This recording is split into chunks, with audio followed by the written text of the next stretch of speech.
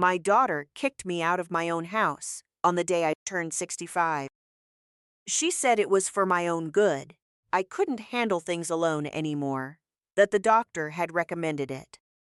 She lied about all three. My name is Constance. I was an elementary school teacher for 38 years at a public school in downtown Charleston.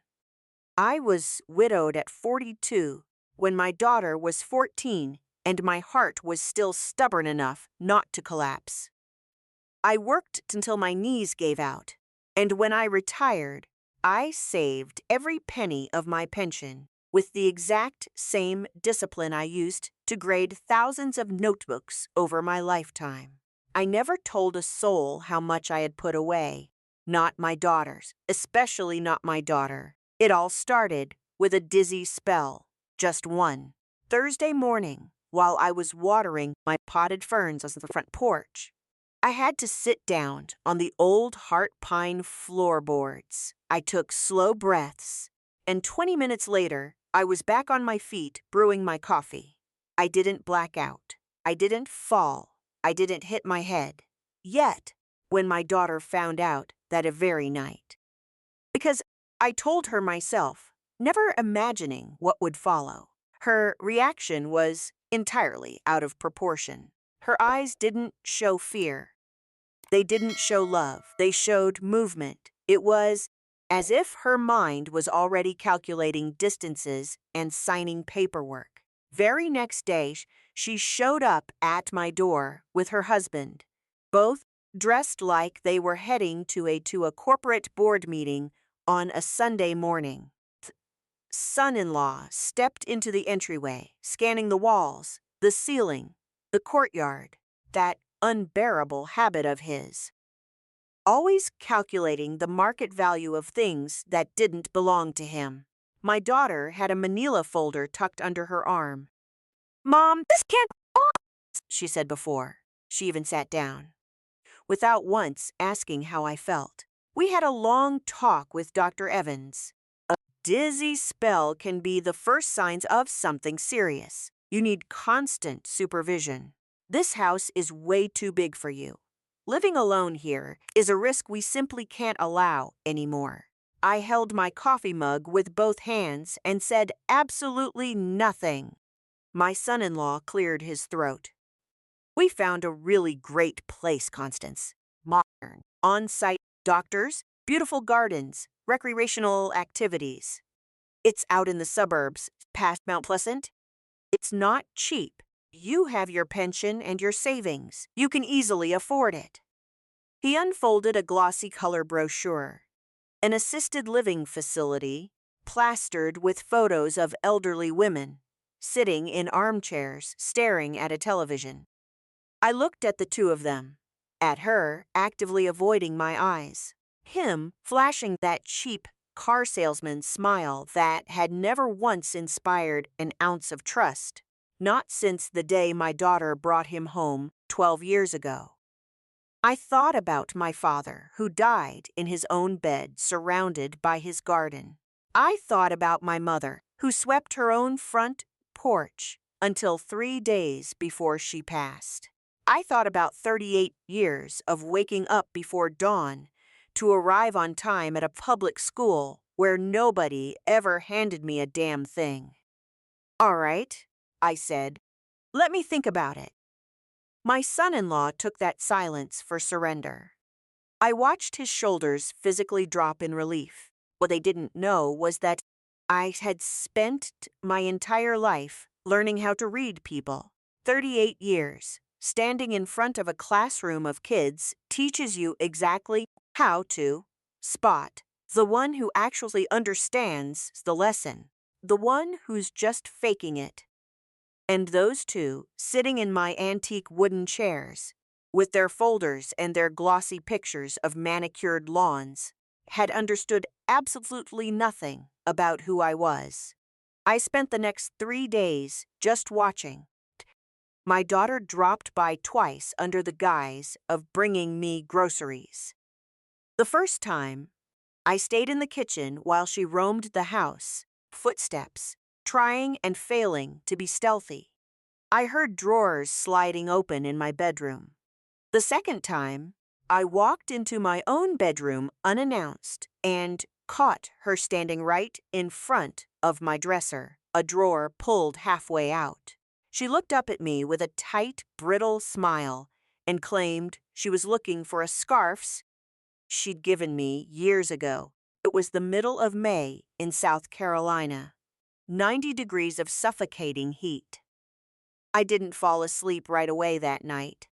I lay there in the dark, listening to the sounds of the street, the dogs barking in the distance, the old bronze bell of the neighborhood church marking the hours. I reviewed the last 2 years with the ice-cold detachments of a forensic accountant auditing a ledger. The visits from my son-in-law, always ending with casual questions about property values in the historic district.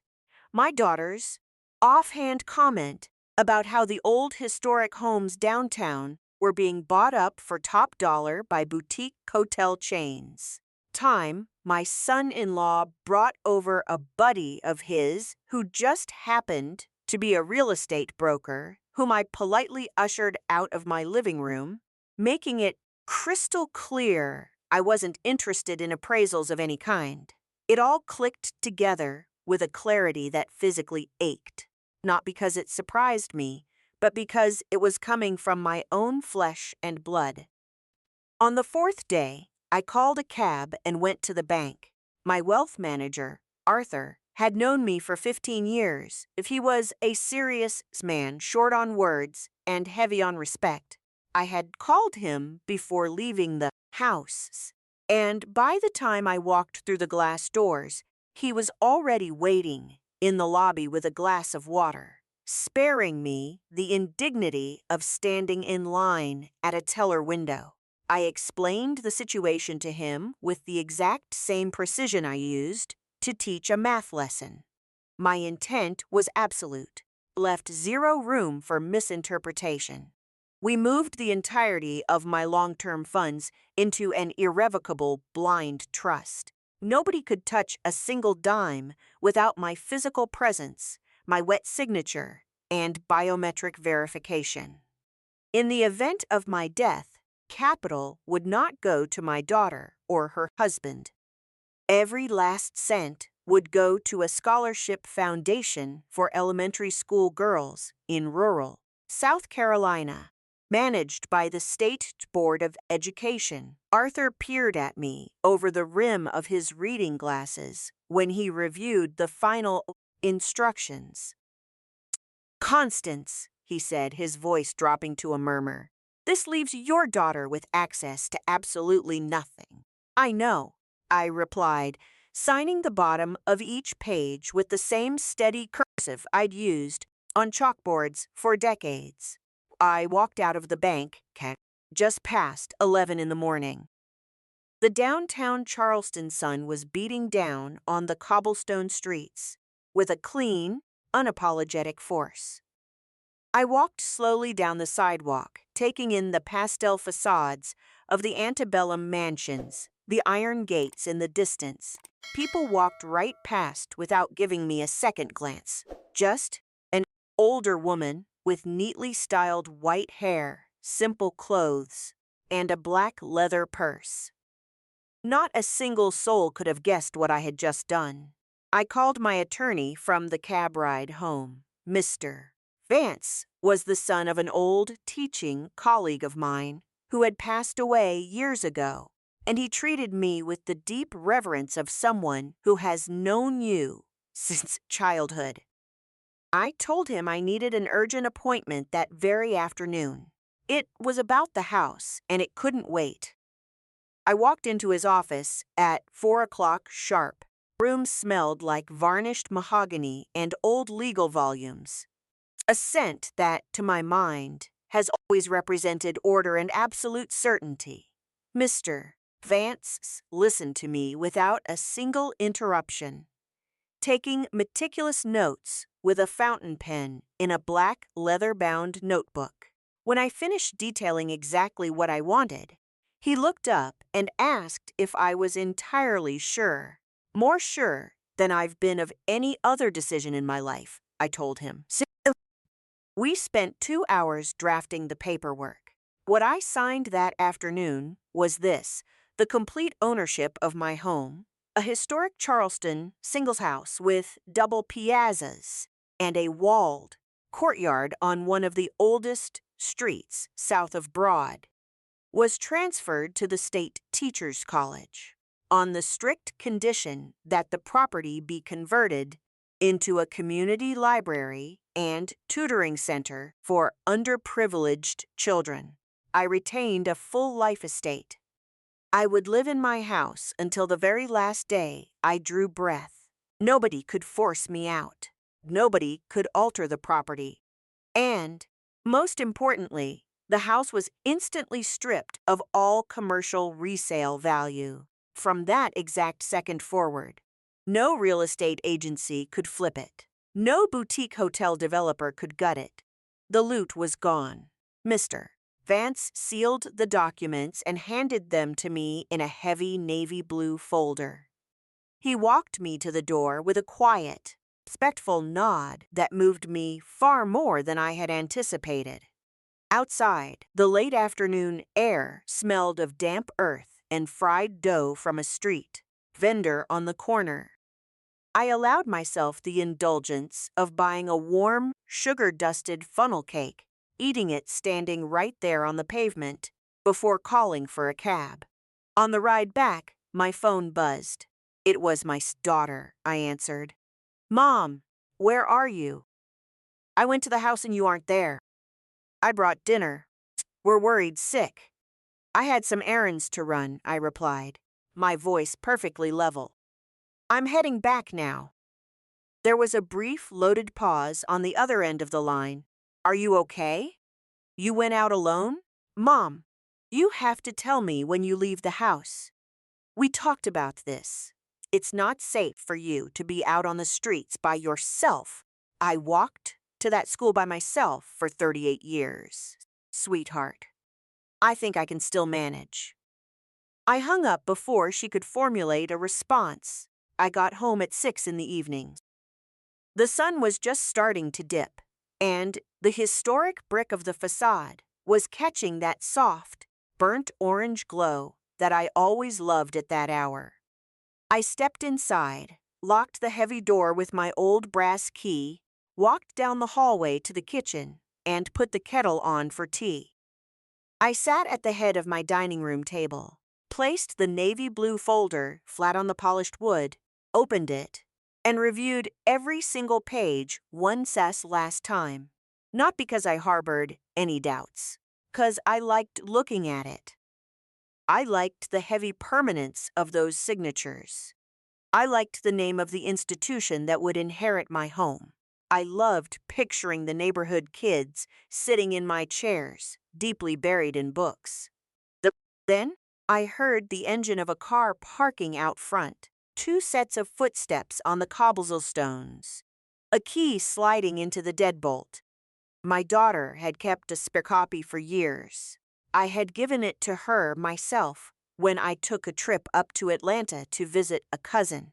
I never imagined that tiny piece of metal would mutate into a tool for surveillance. The front door swung open and I listened to them step inside. Voices were hushed, exchanging rapid words I couldn't quite make out. Then came the heavy tread of their shoes against the antique floorboards, moving toward the dining room. They materialized in the doorway. My daughter, dressed in dark clothes, hair pulled back tight, wearing her serious situation face. My son-in-law, clutching a document portfolio under his arm, wearing that strained smile he always deployed when he was desperately trying to look reasonable. "Mom, thank God.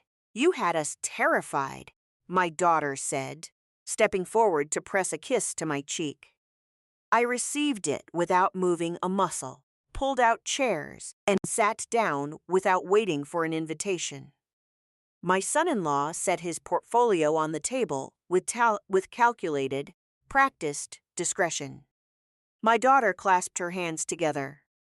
Look, Mom, we've been thinking about this a lot, and we need you to know that everything we're doing is because we love you.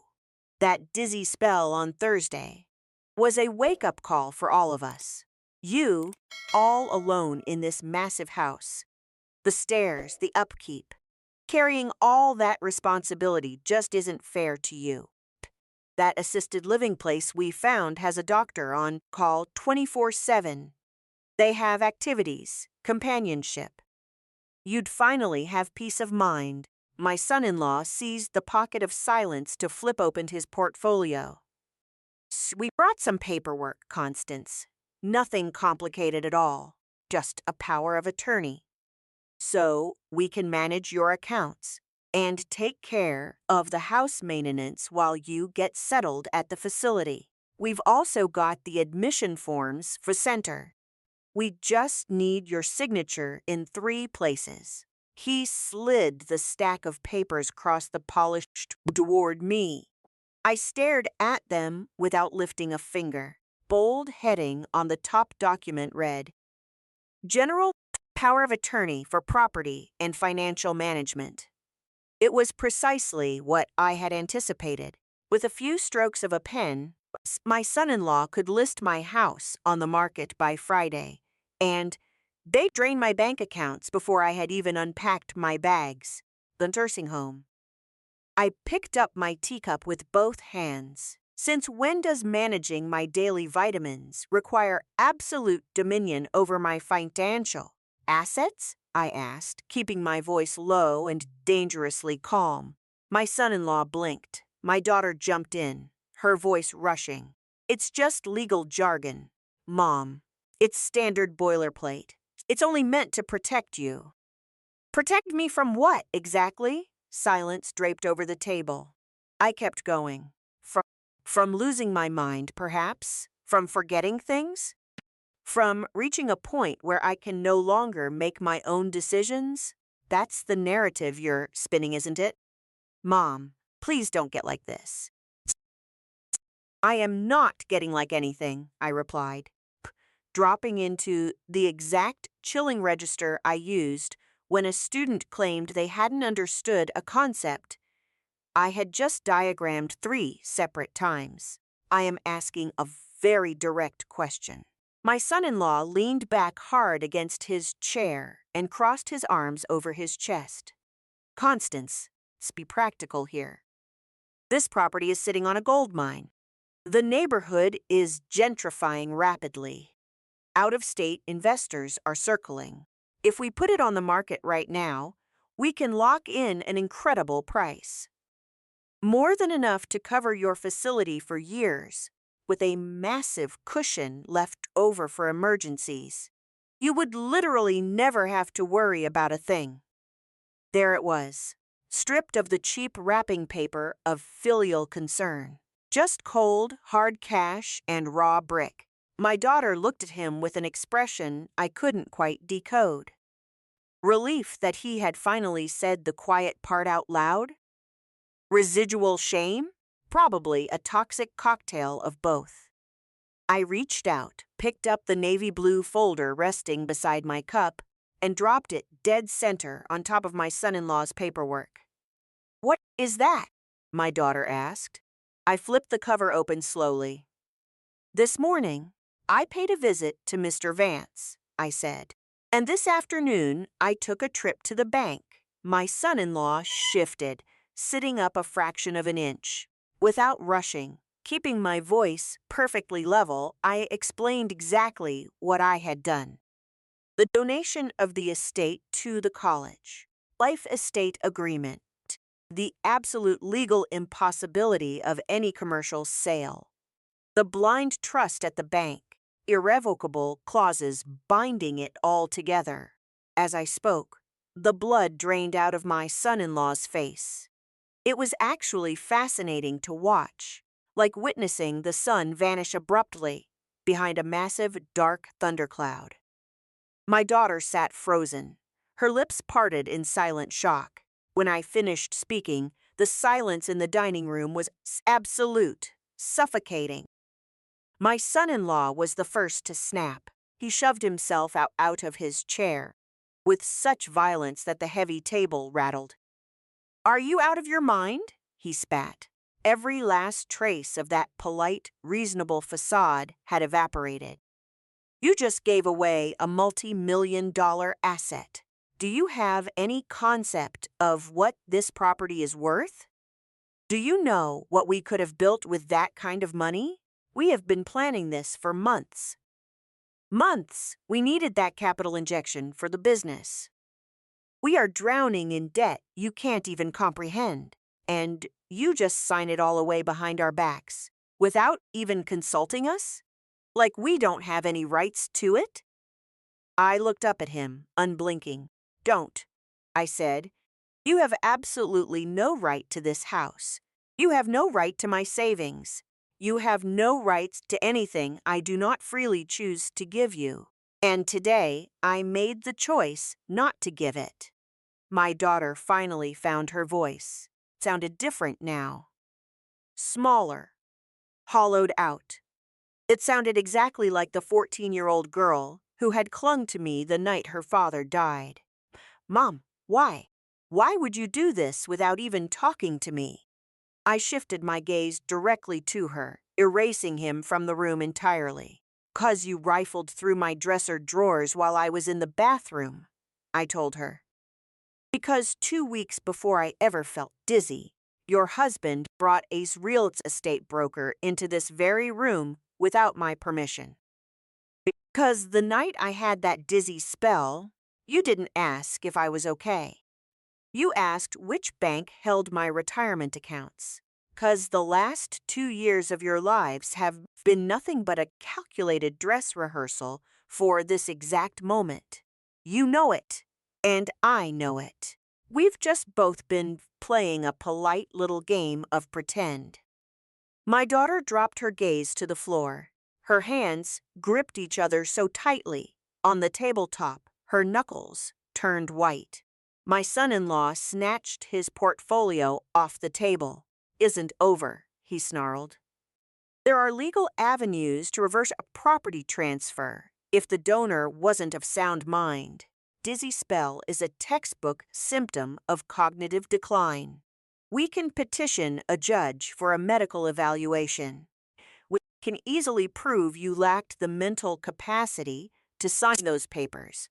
I looked at him with the exact same weary patience I once reserved for an 8-year-old boy who swore he hadn't broken a classroom's window, even though I had stood there and watched him throw the rock. "You are more than welcome to try," I replied softly. "Mr.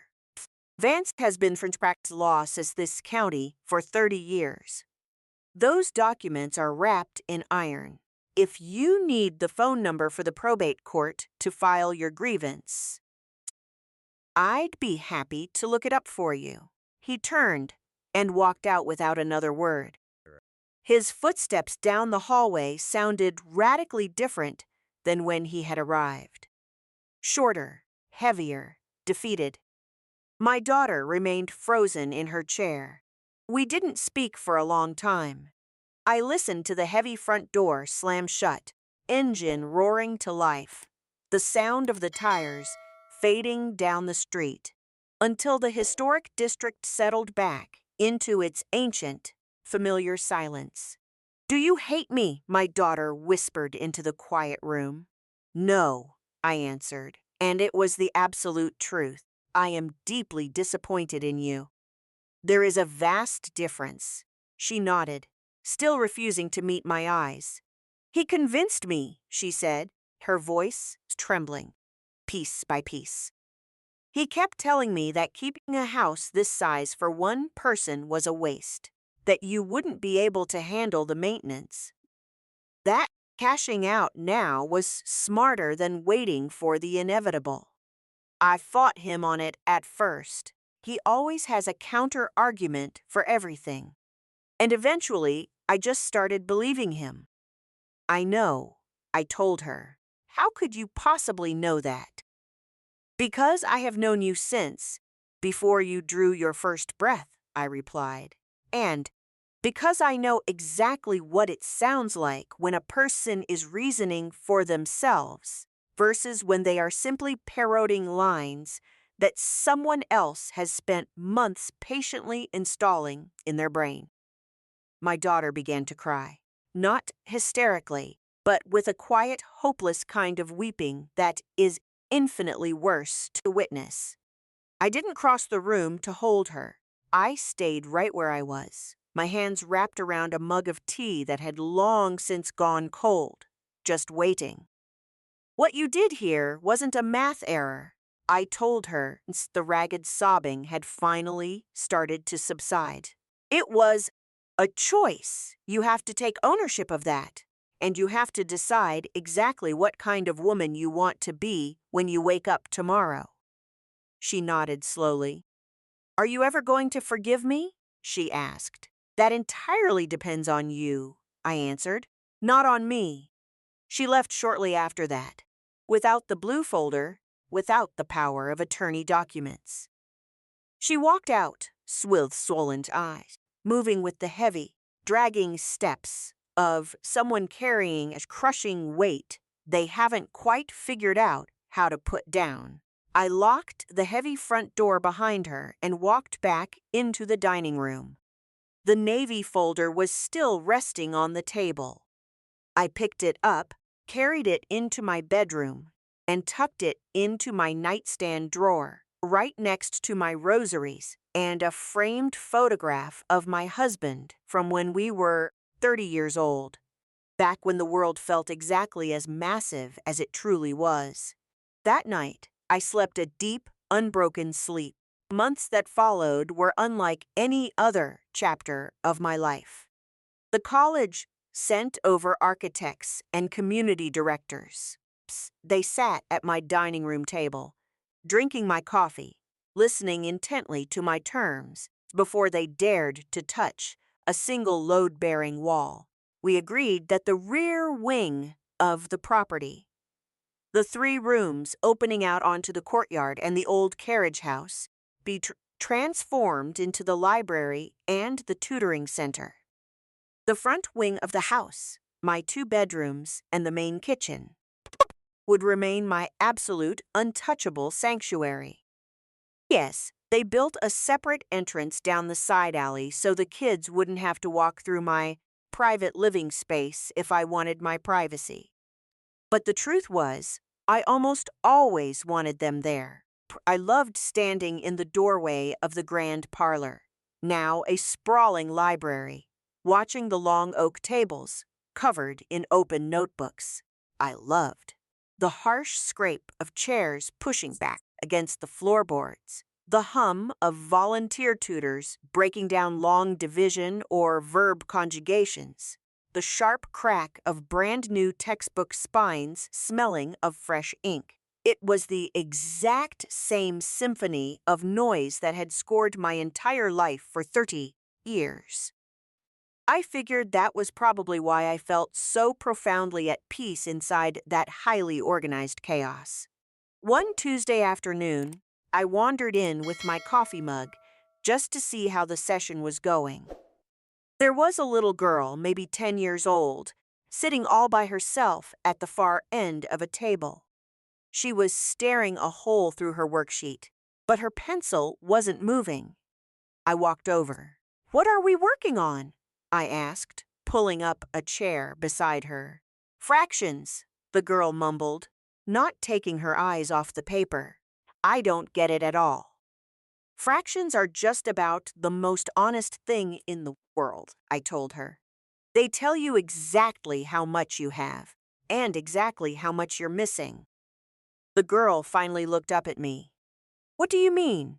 I slid her pencil off the table and drew a perfect circle in the top corner of her worksheet. I sliced it into 4 equal quadrants. I shaded in 3 of them. If you bake a pie and you eat 3 of the 4 slices, what are you left with? 1 slice, 1 quarter, and you write it just like this. I jotted the numbers down on the page. "See?" The little girl stared at the drawing for a long beat. Then she nodded slowly. It was that highly specific facial expression. The exact moment when something formless and confusing suddenly snaps into perfect, crystal clarity. That singular look was the drug I had chased my entire career, like it was the only treasure on earth actually worth digging for. I handed her the pencil back. Now finish the rest of the page. If you hit a wall, you let me know. She started writing with a fierce, quiet confidence she hadn't possessed 10 minutes prior. I stayed sitting right beside her, not saying a word, just sipping my coffee, and listening to the rhythmic scratch graphite against paper. Outside, late afternoon sun was pouring through the tall plantation windows, casting thick bands of golden light across the long tables, illuminating the tops of the children's heads as they bent over their books. I thought about my son-in-law. I had heard through the neighborhood grapevine that his startup had completely folded without the massive cash injection they had planned to extract from me. The creditors had been utterly merciless. They lost the luxury condo. They lost the leased cars. He eventually found some mid-level job in another state. My daughter packed up and moved away with him because at the end of the day, he was still her husband. Though the hushed, gossipy tone my neighbor used to deliver the news strongly implied that the marriage was hanging by a thread.